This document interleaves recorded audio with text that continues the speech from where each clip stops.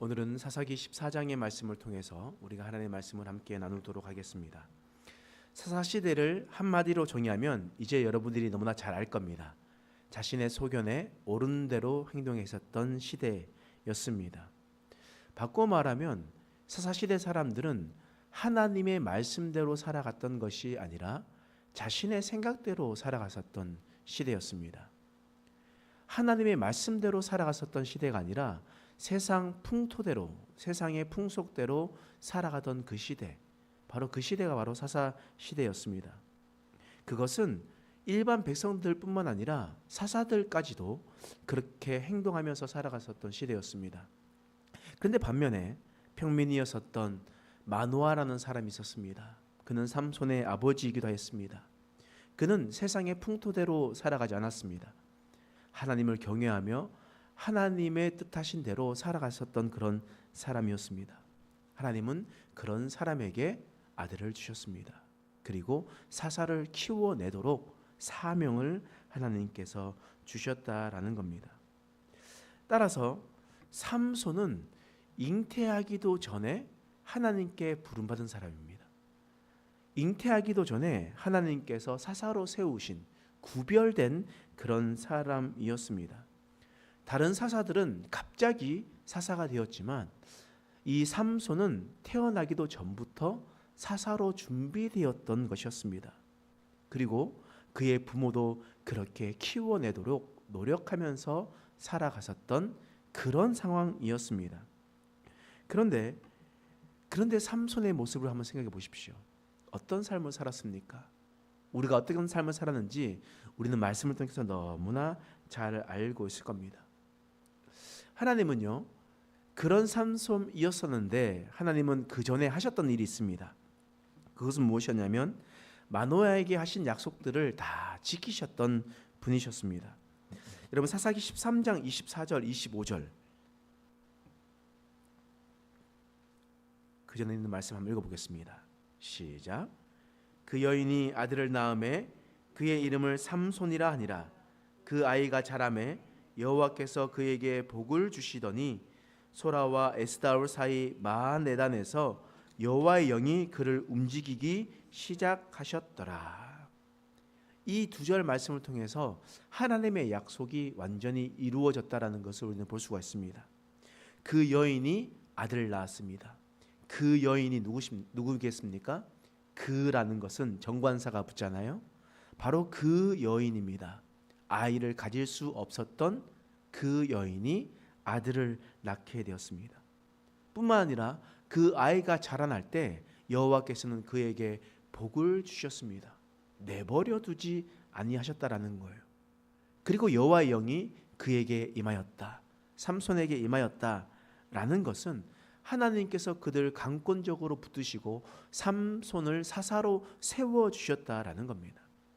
다시 말해서 하나님은 마노아에게 하셨던 그 약속을 모두 다 지켰습니다.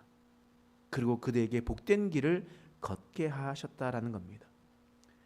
그런데 삼손은 어떻습니까? 사사가 된 삼손은 어떻게 됐냐? 오늘 말씀 1절 말씀을 통해서 이야기합니다. 함께 읽겠습니다. 시작.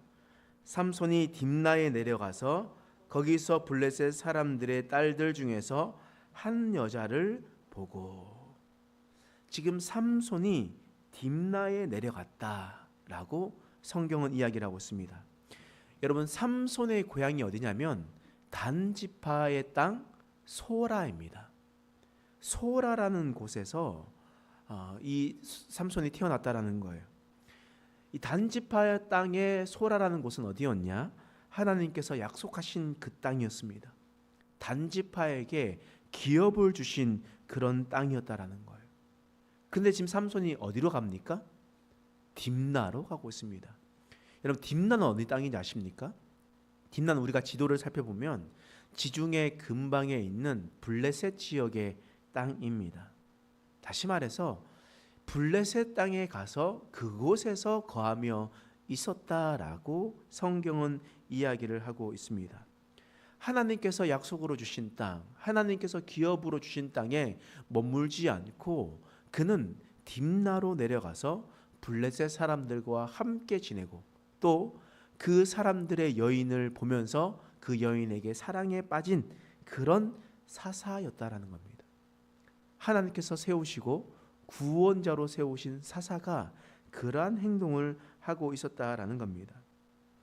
왜 그러냐면 삼손은 자신이 살고 있었던 하나님의 기업보다 더 발전되고 세련된 블레셋 땅을 더 동경하며 살아갔기 때문이었습니다.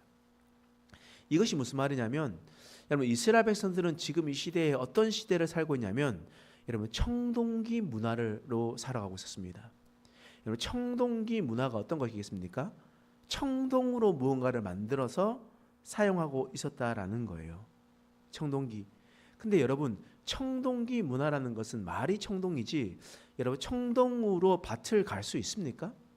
청동으로 나무를 베일 수 있습니까? 그거 못해요. 왜냐하면 청동이 너무 약하기 때문이에요. 구리로 합금을 만들어서 한 건데 구리가 얼마나 약합니까? 구리로 손으로 흔들면 다 휘어지는 게 구리잖아요. 해봤자 아무것도 단단한 것을 부서뜨리거나 벨 수도 없습니다. 이스라엘 백성은 청동기 문화 속에서 살아가고 있었어요. 그것을 어떻게 할 수 있냐면, 여러분, 우리가 이 사사 시대 이후에 왕정 정치 시대가 일어나잖아요. 사사가 여러 가지 일어나고 난 다음에 근데 처음 왕으로 사울 왕이 있습니다. 사울 왕 때에 기록된 하나님의 말씀이 있어요. 어떤 말씀이냐면 사무엘상 13장 19절에서 20절 말씀에 이런 말씀이 있습니다. 제가 한번 읽어드릴게요. 그때에 이스라엘 온 땅에 철공이 없었으니 이는 블레셋 사람들이 말하기를 히브리 사람이 칼이나 창을 만들까 두렵다 하였음이라. 이스라엘 땅에는요, 철을 다룰 수 있는 사람이 아무도 없었습니다. 근데 반면에 블레셋 땅은 어떻을까요? 그 밑에 절에 말씀에 이런 말씀이 있습니다. 온 이스라엘 사람들이 각기 보습이나 삽이나 도끼나 괭이를 벼리려면 블레셋 사람들에게로 내려갔었는데, 그러니까 우리가 지금 옥상에서 호미질을 하고 무언가를 하고 이렇게 하잖아요. 그랬을 때 그 호미 하나도 만들 수가 없었습니다. 그것을 벼리려면 어떻게 해야 되냐면 블레셋 땅으로 갔다라는 거예요. 그러면 어떤 의미겠습니까? 이스라엘 땅은 청동기 문화예요. 싸울 때 죽창 들고 싸웠던 사람들입니다. 그런데 이 블레셋은 철기 문화예요. 칼을 들고 싸웠었던 그런 문화였다라는 겁니다. 여러분, 그래서 성경은 이렇게 얘기해요. 사무엘상 13장 22절에 싸우는 날에 사울과 요나단과 함께한 백성들의 손에는 칼이나 창이 없었고 오직 사울과 그의 아들 요나단에게만 있었더라. 싸우는 날, 전쟁하는 날에는요, 백성들의 손에는 칼이 없었대요. 창도 없었어요. 누가 있었냐? 오직 사울과 그의 아들밖에 없었다라는 겁니다. 수만의 군대가 나가서 전쟁을 하더라도 그 손에 칼이 있는 것은 단 2사람밖에 없었다라고 이야기합니다. 그만큼 시대적으로, 문화적으로, 문명적으로 아주 뒤처진 삶을 살아가고 있었다라는 거예요. 그런데 단지파 소라 땅이 어디냐? 블레셋과 인근 지역입니다. 다시 말하면 단지파는 바로 지중해 끝자락에 있는 산지 지역입니다. 산지 지역에 살고 있었던 사람이, 블레셋의 땅은 해변길이잖아요. 그러니까 밑에 해변에 있는 평지 지역입니다. 산 꼭대기에 있었던 이 단지파의 소라 땅에 있었던 삼손이 땅 밑을 보면 누가 있냐면 블레셋이 있었다라는 거예요. 이것이 어떤 의미냐면, 여러분, 산골 지역에, 두메 산골 지역에 살아가고 있었던 한 소년이 있었습니다. 그 지역은요, 전기불도 들어오지 않아가지고 초가집에 호롱불을 피워가지고 살아가고 있었던 그런 시대였어요. 그런데 이 산 밑에를 쳐다보니까 그 산 밑에는 어떤 도시가 있는데 그 도시는 전기불이 들어오는 도시였습니다. 그러니 이 두메 산골에 있었던 그 소년의 시선이 자꾸 어디로 향하겠습니까? 전기불이 들어오는 그 도시를 동경하면서 살아갔다라는 거예요. 하나님께서 약속하셨던 그 땅에 살아가면 조금 힘들고 부족하고 또 뭔가를 할 수 있는 것도 별로 없는데 눈을 돌이켜 세상을 바라보니까 할 수 있는 것이 참 많았습니다. 그래서 삼손은 그 블레셋 땅을 동경하며 살아갔습니다. 어렸을 때 자랐을 때부터 그 산골에서 블레셋 사람들이 살고 있는 그 도시를 집중했습니다. 삼손의 시선이 하나님께 있지 않고 어디로 향하게 되었습니까? 블레셋의 땅에 향하게 되었습니다. 그리고 그 땅을 사랑했습니다. 그리고 그곳에 가서 지냈습니다. 그리고 그곳에 있는 여인을 사랑하게 되었다라는 겁니다. 여러분, 그의 시작은 그 삼손의 눈이 블레셋의 땅에 시선이 고정되면서부터 시작되었습니다. 그리고 그의 몸은 점점 그 시선이 있는 곳으로 움직이기 시작했습니다. 하나님의 기업으로 주신 땅에 있으려 하지 않고 이방 신에 있는 땅으로 움직이게 되었다라는 겁니다. 하나님께서 세우신 사사라도, 잉태할 때부터 준비된 사사라 할지라도 그 시선이 어디에 초점을 맞추느냐에 따라서 그의 인생이 완전히 바뀌는 것을 우리는 말씀을 통해서 볼 수가 있습니다. 바꾸어 말하면 우리가 지금 이 세상을 살아갈 때 우리의 시선을 어디에 두고 살아가고 있느냐를 우리는 잘 기억해야 됩니다. 지금 하나님께서 약속하신 그 땅에서 살아가며 하나님께서 약속해 주신 기업으로 살아갈 때 내가 조금 몸이 불편하고 내가 할 수 있는 것이 조금 없고 내가 살아갈 때 여러 가지 제약된 것이 많다 할지라도, 그러나 우리의 시선은 하나님께 두어야 됩니다. 우리의 시선을 세상에 두었을 때 우리의 몸 또한 세상으로 향할 수밖에 없다는 것을 여러분 기억하시기 바랍니다. 여러분, 삼손은 그 눈이 블레셋 땅으로 집중되었습니다. 그리고 난 다음에 삼손이 후에 어떤 일을 당하게 됩니까?